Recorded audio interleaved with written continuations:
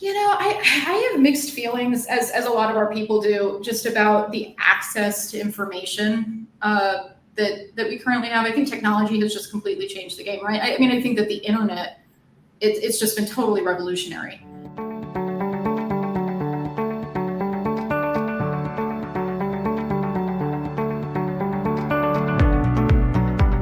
Well, hello, everyone. I want to welcome you to another episode of the Veganpreneur Revolution podcast. I'm Velan Hawkins, your co-host, along with my co-host and business partner, or is she over this way? I feel like I'm directing traffic or an airplane or something. Great to be here. Okay, Kathleen, and I am so excited that we're here today to talk to Claire Howe. Is it Howe or Howie? Howe? Howe, yeah. Wonderful, thank you, and I apologize for that. But I love even more that she's considered the mother raven and the mama bird at the Raven Corps. It's an organization that supports youth activists. And if you guys out there know anything about Kathleen and I, especially me, it's like the youth are a part of our conversation. And she is so involved with anything that involves creativity and connecting with people on a basic human level to figure out how we can harmoniously make the most of our time on this beautiful planet. And who better to do this with than our youth activists? And I have to say that one of the things that in doing my research, I found that I really love about Claire is that she believes tofu rules. I love it. We were just talking a little earlier that I don't cook, but tofu is one of my new experiments. So I love it when other people do it, and now I'm experimenting. But I say that, and I want to also say that with the youth and the youth movement, Claire is also very much involved with helping these young people to get milk out of schools. And I am so excited about that. We're going to talk about that a little more, but I want you to hear from Claire, her story. How did all of this start? What was her motivating factor for getting into not just working with youth, but in this whole environment of veganism and activism? Claire, the floor is yours. Welcome to the show. Oh my gosh, Kathleen, Velan, I'm so glad to be here. Thank you for having me.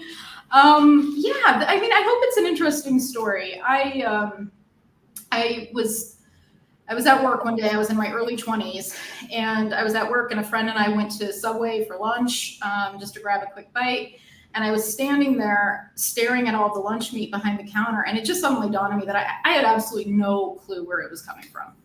And so I went home. It was a Friday afternoon, and I went home that night, and I Googled it, and an undercover investigation came up. I think it was a video from PETA, and I watched it, and I was just absolutely horrified. I could not believe what I was seeing, and worse yet, I couldn't believe that I didn't know anything about it up until that point. So I was at my first protest 3 days later.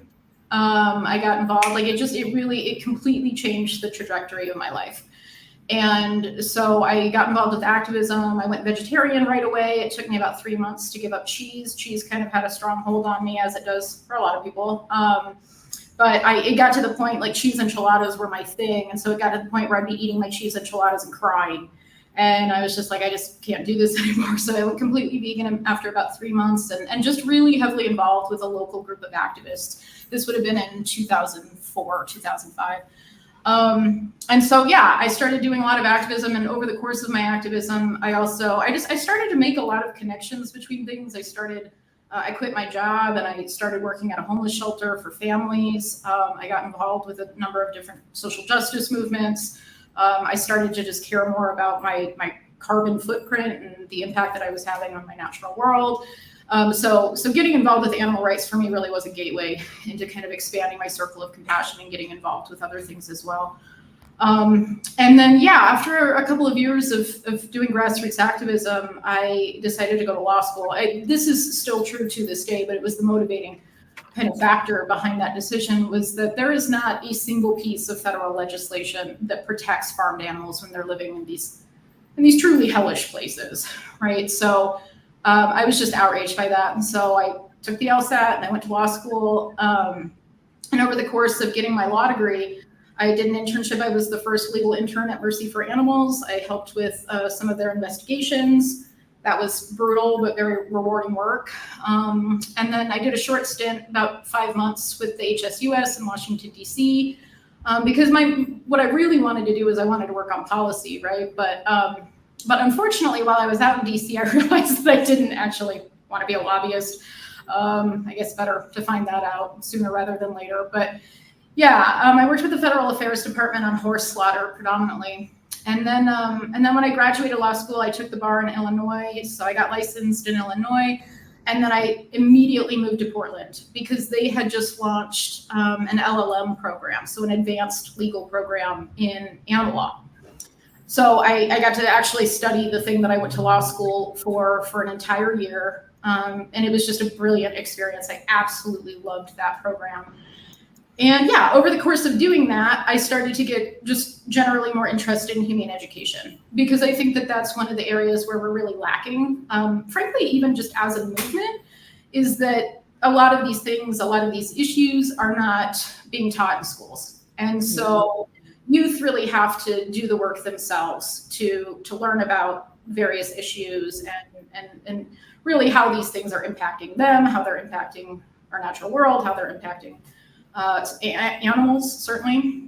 So yeah, I was fortunate enough that I started volunteering for this small group out of New York City called Heart, and they offered me a job when I finished my LLM.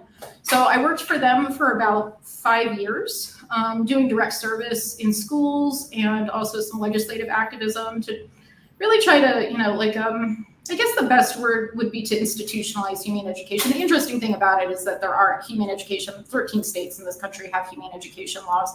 It's just that they're very poorly enforced. There's no enforcement clause for any of that legislation. So it's not, it's just not a priority for most people. But so I did some of that, and most importantly, the reason why we're here to talk today was that I started facilitating a couple of animal rights clubs at local high schools in Portland. And that's how I started working with young animal rights activists. And in 2016, we went out to the Animal Rights Conference in Los Angeles, and there was just nothing for young people, really. It was pretty disappointing. So right then and there, we were like, we're going to start something when we get back to Portland. And when we got back to Portland, it was like we were just off to the races. That's what happened there was essentially the dawn of what would ultimately become the Raven Corps. So in 2017, we incorporated the organization. At that time, we were actually going by the name Youth for the Voiceless, but we changed the name because animals are not voiceless. We just really don't listen to them is the problem. Mm-hmm. But yeah, so we rebranded as the Raven Corps, and we started out as this broad-based animal rights organization for young people. But it was really interesting. We kind of transitioned into exclusively advocating for a plant-based diet for about 2 years, because understandably there's a lot of anxiety and concern about the climate crisis among Gen Z.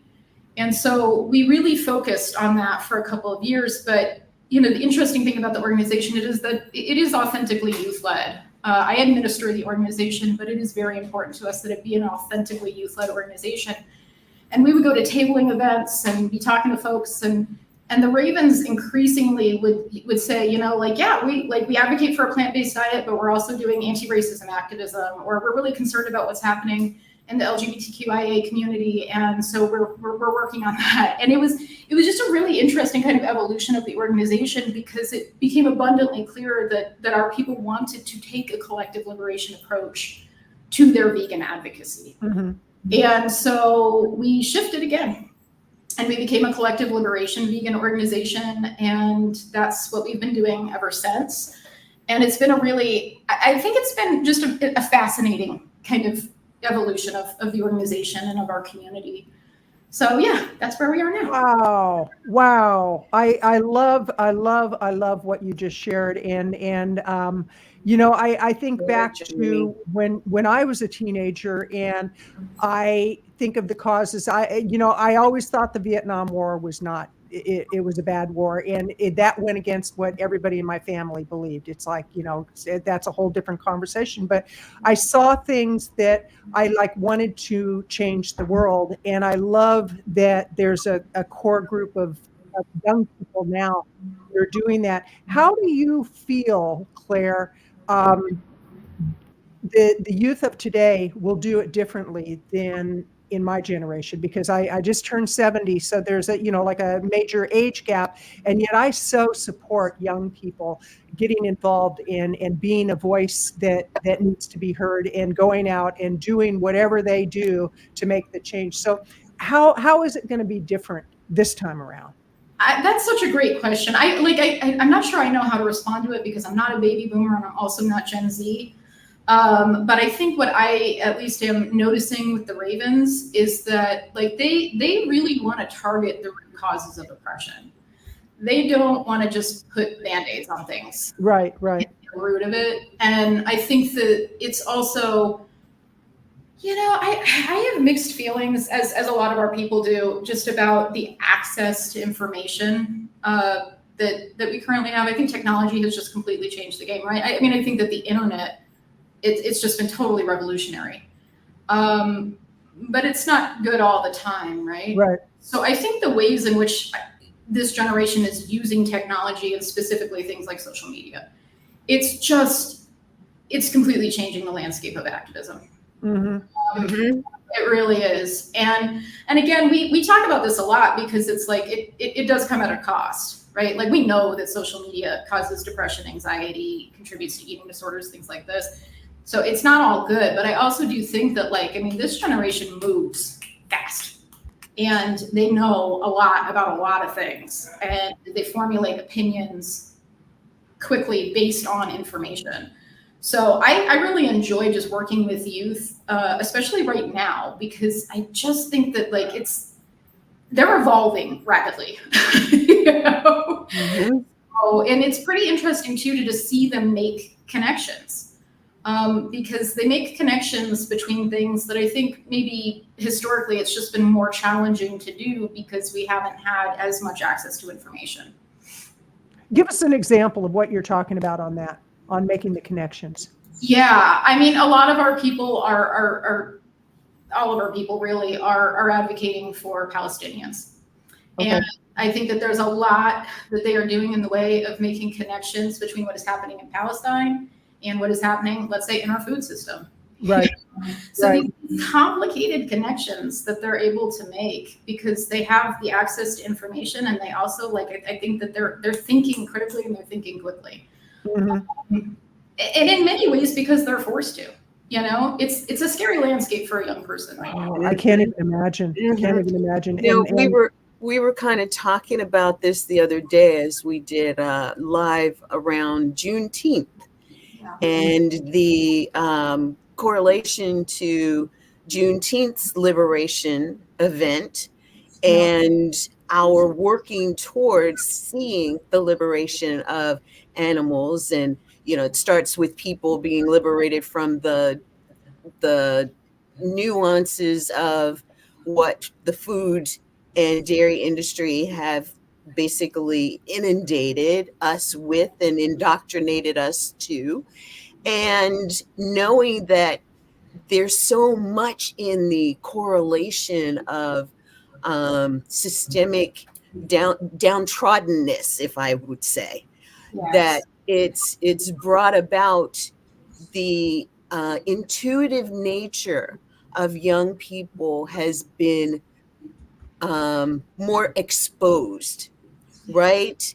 They have been able to say, I'm different. I feel this differently than you want me to. And I cannot just do what you want me to do. I cannot feel the way that you want me to feel. And then I know more. And so I love this whole thing that They're looking at the Palestinian crisis. They're looking at the climate and environmental crisis. They're looking at the crisis that's been created over them as they've come through school. Yes. And, bucking the system in that way takes a lot. And it takes being able to do that with friends, with people, with peers who Yes. are on the same page, on the same mission. And I want to ask you, Claire, having gone through all of that, I'm trying to get to another point that I'll get to in a moment, but how did the whole, get milk out of school thing start and get momentum and happen? You've been successful in a number of schools, really bringing this awareness to schools. How'd that happen? Yeah, thank you so much for asking. I love this campaign so much. So it was about 2.5 years ago. We were involved with a coalition that works on this specific issue, so increasing access to plant-based foods and plant-based milk in schools. And that was really kind of the launching point for Operation Mind Over Milk. And what we had decided essentially was that we did need a central campaign. We operate on a decentralized chapter model now, but because of the pandemic, we hadn't moved everything online. And so we operated exclusively online for, probably about 4 years, from 2020 just up until this year. But so with Operation Mind Over Milk, it was just like, we were involved with this coalition. We started to really realize, like, this is the type of campaign that really does bring all of these various issues together, right? Because you have a product that is very heavily subsidized by the US government, that really genuinely is being forced upon students, and specifically being forced upon students of color, many of whom are lactose, what we call normal. That's a phrase that we coined from Food Empowerment Project. Because, the vast majority of people on this planet cannot digest lactose. Yeah. So, so it's actually not intolerance. It's normal to not be able to digest lactose. Exactly. So we were like, wow, so that's like, this is an interesting kind of issue that students are very much stakeholders in, that they can be advocating on their own behalves, but also advocating clearly for the animals whose milk is being commodified. And also, it's 4% of total greenhouse gas emissions in this country, and globally actually, are coming from the dairy industry, which is a significant amount, right? Like 4% of total greenhouse gas emissions are coming from the dairy industry. It's just like mind-blowing. And then you think about 7% of total liquid dairy sales are going to the National School Lunch Program. So this is actually a huge issue. The fact that dairy milk is the only reimbursable beverage option in over 100,000 US schools. And 30, on any given day, 30 to 50 million predominantly low-income students are being forced to take it. So it's, in terms of anxiety over the climate crisis, being forced to take products that are huge contributors to that problem, it's just wildly unethical. And then to not give young people a choice, Right. Especially when the vast majority of the young people participating in this program are reliant upon this program for a significant portion of their nutritional needs. So we just really saw it as this really interesting opportunity to bring all of these issues together and to create something that is authentically youth-led, right? Because youth are, like, the students are the ones that really should be advocating for there to be an increase in access to plant-based options. And what we hope ultimately is just the phasing out of dairy milk in US schools. Well, are you aware that the state of Illinois has passed a law that mandates every school in the state, from K through 12, private and public, offer plant-based options in school, which includes milk and other plant-based options? Their only requirement is that families must opt in. So they have to submit a form that says, yes, my child can have plant-based foods. And that is the only state in the US that has passed this law. But there are organizations that are trying to get more states, and just even starting with school systems, school districts, to adopt this, having a plant-based option on the menu every day of the week for a child to say, that's what I want. I love that. It's incredible. Yes, I think that we need so much more, and it's going to be collaborative efforts like what you guys are doing, what this other organization is doing, and I'd love to connect you because it's critical that we utilize each other's momentum to get greater momentum in making this happen. Suppose we could get the state of Oregon to do this because Illinois has done it.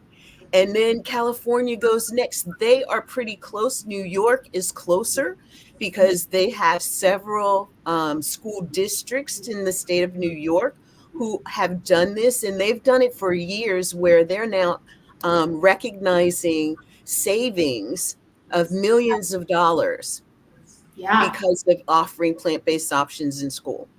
It makes complete sense. I mean, as far as milk is concerned, you know, every year in this country, minimum, we waste 330 million taxpayer dollars because so much of this milk is going into the trash unopened. I mean, Gen Z, there's been a steady decline in liquid dairy consumption over the last 40 years.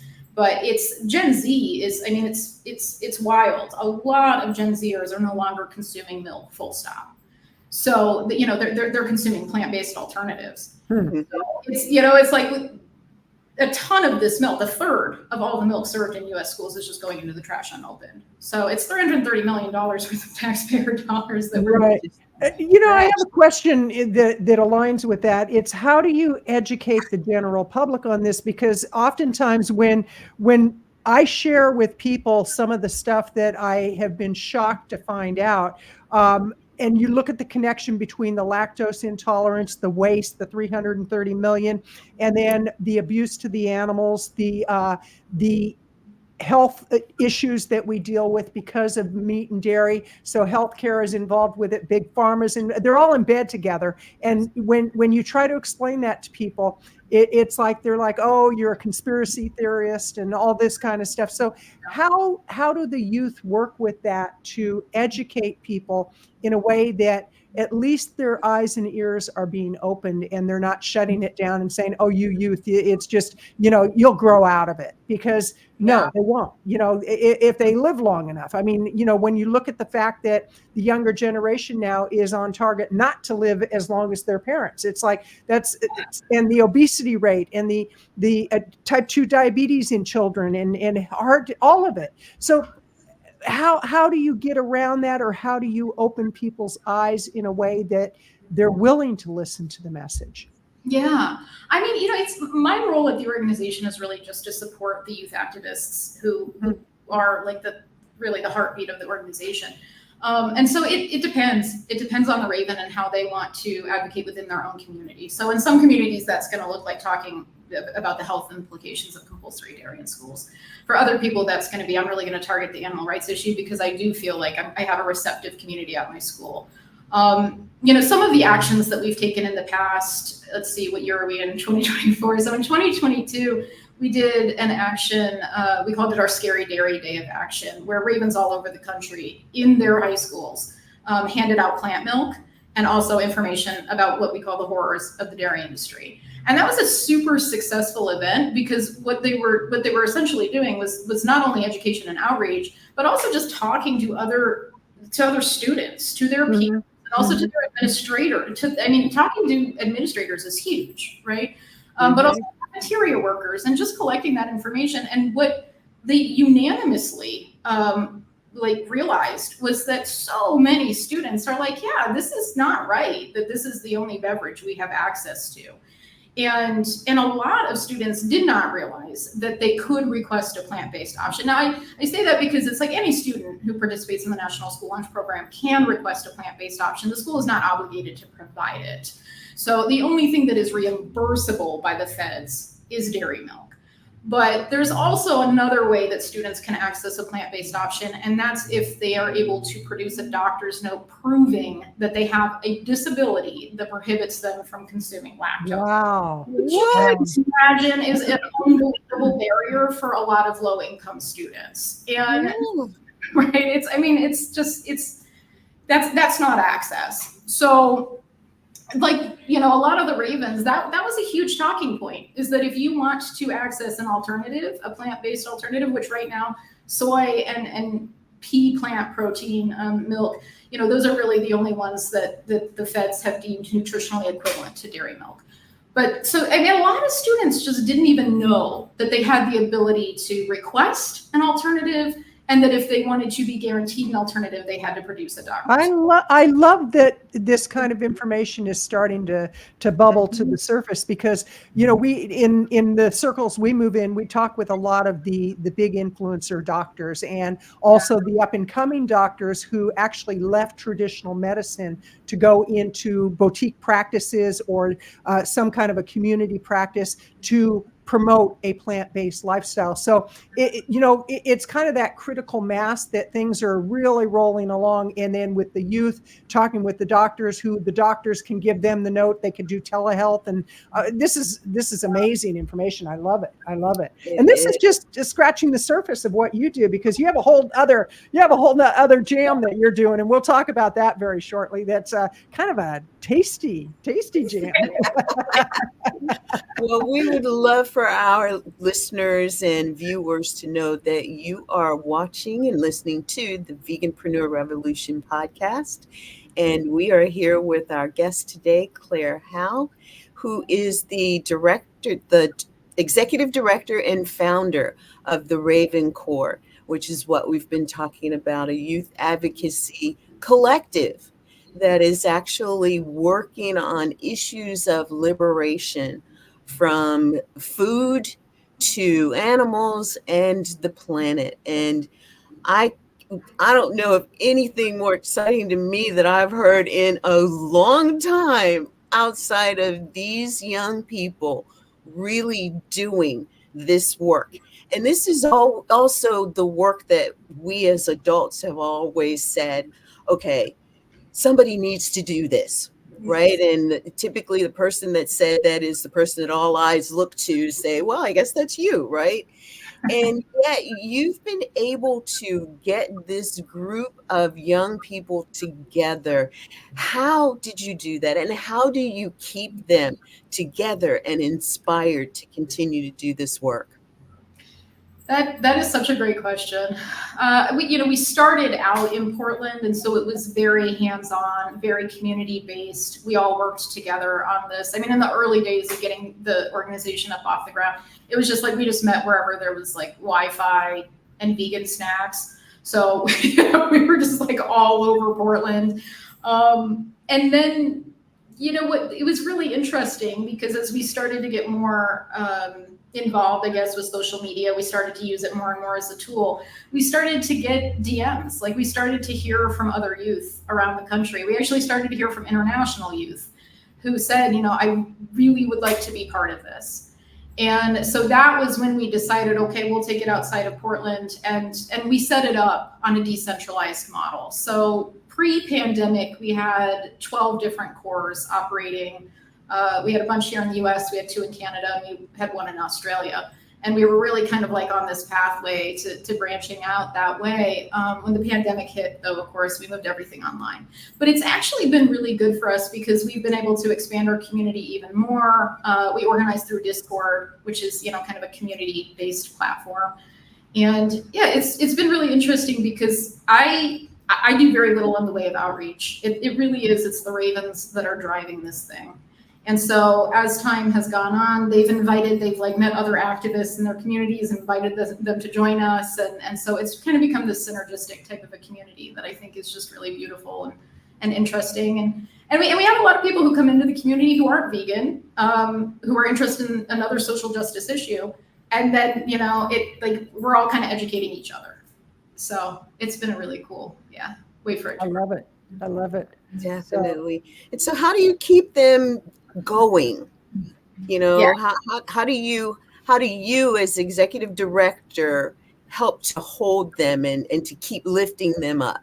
Yes. So last year we definitely started to realize, like, we're feeling disconnected. I think that, I honestly love to talk about the fallout from the pandemic because I think it's had a huge impact on all of us that maybe, we're not really like talking enough about what were the consequences of the pandemic on all of us individually, as well as our communities. And I think, in the early days of the pandemic, it was, it was heartbreaking because some of our people were missing graduations or missing proms. And then it turned into, I'm not going to be able to go to college this year. I need to stay home and work because one of my parents lost their job. Like, it was really an intense time for us. And I think that we actually did. We became a closer community online, which I wouldn't really have expected to have happened. But I think we all needed that at that time. We were also isolated. And so last year, what we started to really realize, though, was that, we were feeling disconnected. And so last year, we did 2 big in-person events. We did a rally in Washington, D.C. for the Add Soy Act. So, the compulsory dairy in schools, that is something that's federal law. And so what really needs to happen if we want to see widespread access to plant-based milk in U.S. schools is we need federal legislation. Mm-hmm. So there's a bill in Congress right now called the Add Soy Act that would make soy milk available to any student who participates in the NSLP. So we went out to DC and we had a rally and we did some lobbying and we stood right in front of the congressional offices on blowhorns and we handed out information in front of the U.S. Department of Agriculture about the Add Soy Act, and it was awesome.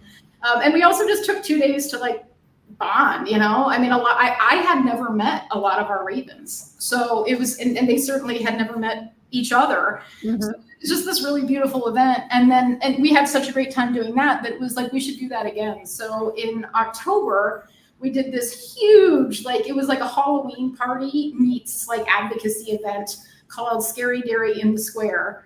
And in Pioneer Square in downtown Portland, this huge kind of venue right smack in the middle of downtown Portland, we had this big party. And it was really cool because we had all these different vegan vendors from Portland come out and do their vegan, their specifically dairy-free dishes. And we had sanctuaries and fellow nonprofits. And we had this huge carton where we were showing footage from inside dairy farms, factory farms, where people could go in and experience that. So it was really, it was honestly, I can't believe we pulled it off. It was really, really cool. We had about 1,500 people move through the store. Wow. Yeah. And so I'm curious how many ravens there are right now. What is your person count? It's really challenging. We kind of don't know, to be honest. Okay.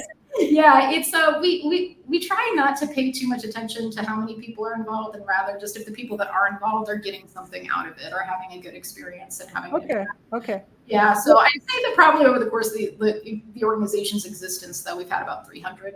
Okay. Well, and what I love about what I'm hearing, the rally in Washington, D.C. and then in Portland, and with the people that we've had the good fortune of meeting and interviewing and being on their shows and, just doing the advocacy work that we do, there's these pockets of people and communities and leaders that they're leading the charge in this whole revolution within the vegan movement. And now, because of the pandemic, because of the internet, because of social media, a lot of it is coming to the surface and people are realizing, oh my gosh, it's like one of those shows, there's dystopian shows, and all of a sudden you find your communities all over the place. It's like, oh, there's a community over here. So it's like people are coming together, and it's as if we're going through an explosion of power right now, which is so incredible. It's so incredible. So, V-Lynn, do you have any more questions about the ravens before we pivot into tasty snacks? Let's pivot. Okay. Now, besides being the executive director of the organization, you've also got something else that you're doing. Tell us about these tasty, crispy, counter Crispies that you have going on. Yes. So the product is called Counter Crispies, and they are vegan, gluten-free, crispy marshmallow bars. They're made in small batches. Yes.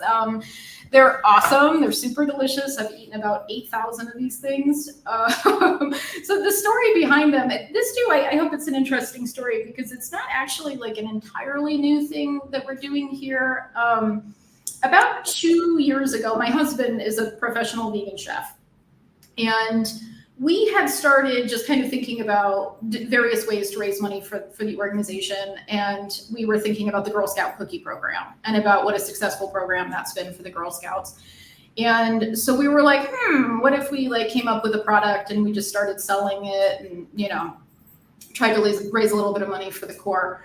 And so Jesse developed a recipe and we started selling what were then called Raven Corps treats. And so we were doing that on a pretty limited basis because, as I'm sure you guys know, it's like as a nonprofit, there are restrictions on, you know, what you're able to do basically to make your own money. So it was pretty restricted in what we were able to do with it, but it was a program of the Raven Corps, and it was a really cool program because every month a different Raven would focus on an issue and then come up with a treat. So like we did everything from Mason's anti-imprisonment treats, I'm trying to think of some. I mean, we would come up with these like crafty names, and it was really fun, and it was very programmatic in scope, and we had a good time with it. But it wasn't like much of a moneymaker, you know, because we really couldn't use it for too much for that. But then something just a little bit of a downer alert. Something unfortunate happened earlier this year. We our primary source of funding, actually, we lost it. And you know, it's still like I'm still kind of grappling with that reality because it's been the majority of our funding. But we lost it because we essentially take a collective liberation. So we weren't focusing exclusively on diet change. And we're talking about other issues. And so when that happened, Jesse and I kind of went back to the drawing board and we're like, well, what if we set up our own for-profit entity and try to raise money for the Ravens? Mm-hmm. Mm-hmm. So that's really how Counter Crispies were born. And we're really excited about it now, you know. I mean, well, I have an idea for you. I have this idea that it could bring in more profit. What if you were to get all the Ravens and not connect it with the Raven Corps, but have the Ravens give you their recipe, create a recipe book, and then sell that, and then have cook-offs and things like that, and boom, boom, boom. You know, that's kind of what we do with our clients. You know, we sit there and we put them on the hot seat. It's like, okay, have you thought about this? And then you do this, and then you think of the next thing, and on and on and on. But it's like, it would be a great way, one, to get the message out, because then you could get coverage by the media. And I'm sure that you've got good connections with the media.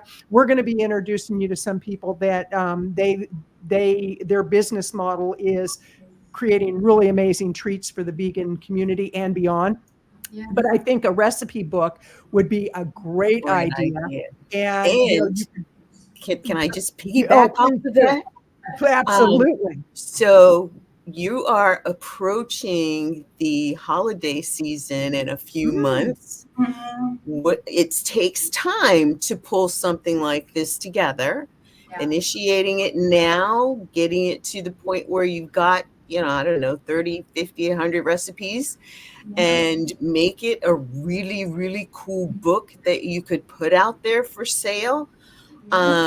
Parents, relatives, school administrators, especially if these are, and you can source recipes, they don't have to all be the kids' recipes, although having them in there would be great, but source from other places that do kid-friendly recipes, because we got to teach our kids how to cook for themselves.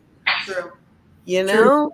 Yeah. It's a brilliant idea, y'all. Thank you so much. Oh, shucks. It really is. It's so good.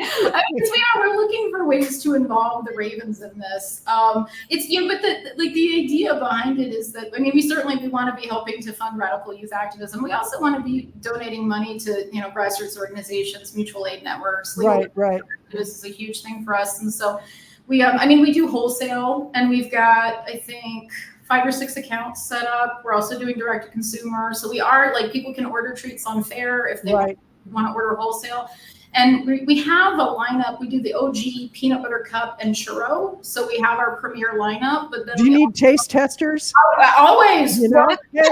But only send me one, because, or send two. I'll make sure Karen gets her share. Like, oh, but really, there was only one.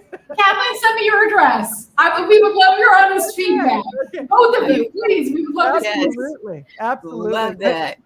Yeah, but and here's the thing, you know, kind of really spinning off of that. I'm sure within the Ravens, you've got designers, graphic designers. You've got those who know how to set up websites, definitely know how to do Instagram and TikTok and all that. I mean, you could explode this thing with that one idea and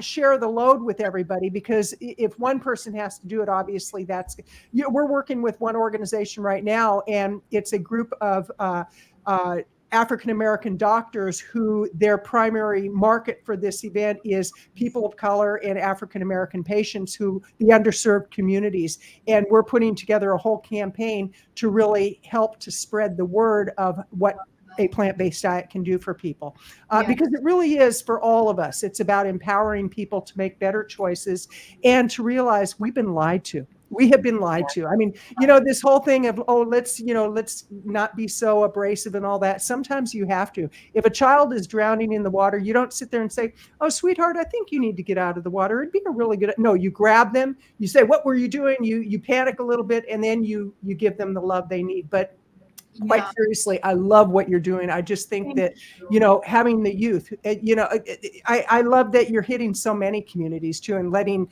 the young people decide what's important to them, what are they aligned with, and what can they get passionate about. Yeah, no, absolutely. I mean, I completely agree. I think, you know, with Counter Crispies, part of our messaging there really is that, you know, I think it's a problem in the nonprofit sector, frankly, that we have kind of reduced veganism down to plant-based consumption. Because what's happening is that a lot of donors really are investing in nonprofits because they're wanting us to push particular products. And they want a return on those investments. So, you know, we're seeing like the rise of in vitro meat and plant-based startups and things like that, like the big plant-based startups, right? And we are very, I mean, we're radicals. Like, we believe in veganism as a radical liberation philosophy. And so it's a highly politicized issue for us. And with Counter Crispies, you know, like our target market really is like indie radical bookstores, indie coffee shops, vegan cafes, like small businesses that are very much on board with this idea of like, we need to get away from everything being corporatized, and we need to get away from this concept that like rich people own everything, including advocacy. So it's a radical brand, you know, but I think that that's part two of just like what we need to really understand is that like, if we're going to involve youth in our movements and in our advocacy spaces, we really have to listen to them. And I think having done this work for the last, you know, just working with youth for over 10 years now, I see that in a lot of spaces where it's like, we want to hear from the youth, but they don't really want to hear from the youth. Right. You know? So I think that changes, like also in nonprofit spaces, like we have to be paying attention to like where money is coming from and what we are essentially being asked to do in the nonprofit sector and where we're coming in. That is so key. And most people who want to do something, who are passionate about something, don't know that side of it. Right. And so they start something and they're totally in, but they get disillusioned when they come up against these challenges that if they just knew that the challenges were there, then it would be, oh, this is just something we have to deal with and move through. And how can we break the mold? And, you know, you guys, with you as at the helm, I mean, especially being an attorney, it has really, I believe, given a different flavor to, and I love this, ready to be a part of something revolutionary. That's why we started our podcast. We wanted to be a part of something revolutionary. We wanted to be at the forefront of the conversation and the activities that let people know that these things not only are happening, they need to happen. They need to happen at a higher level with a larger velocity, and you can't do it by yourself. No. I love what you're doing. I just want to encourage you to keep doing it, do more. If you have someone in your organization who is really interested in leading or being a part of the leadership of getting this in schools, like the state of Illinois, making, federal is one thing, and federal doesn't mandate that states or even localities have to do this. It just says you can. Mm-hmm. We need it to be you must. Yeah, 100%. Just like we feel like we must be in these conversations, there are things that are missing that our children are going to suffer because of. Absolutely. Mhm. And Absolutely. already suffering. And That's so great. Yeah. thank you for doing your work. We're going to be continuing this conversation because there's so much more that we know is possible to help your organization, and how your organization can help some of the other things that we know are going on as well. Absolutely. Thank you so much. Absolutely.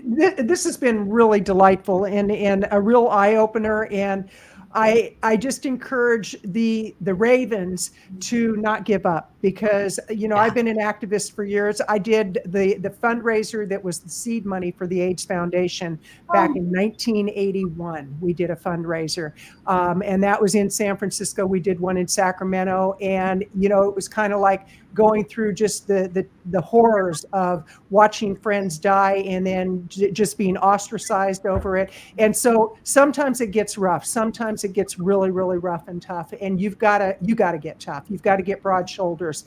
And I think that your youth, they're doing that. And so I applaud you for all that you're doing. I applaud the Ravens, and just whatever you're being called to do, Ravens, go out and do it. Just be the voice that needs to be heard. So this is Kathleen Gage with the Veganpreneur Revolution. V-Lynn, go ahead. One more download that just came to me that I would be remiss if I didn't put it out there. And Claire, you remember the Alzheimer's bucket challenge, right? Yes. The dropping water on people. Yes. Bucket of water. Raised millions of dollars by people dropping water.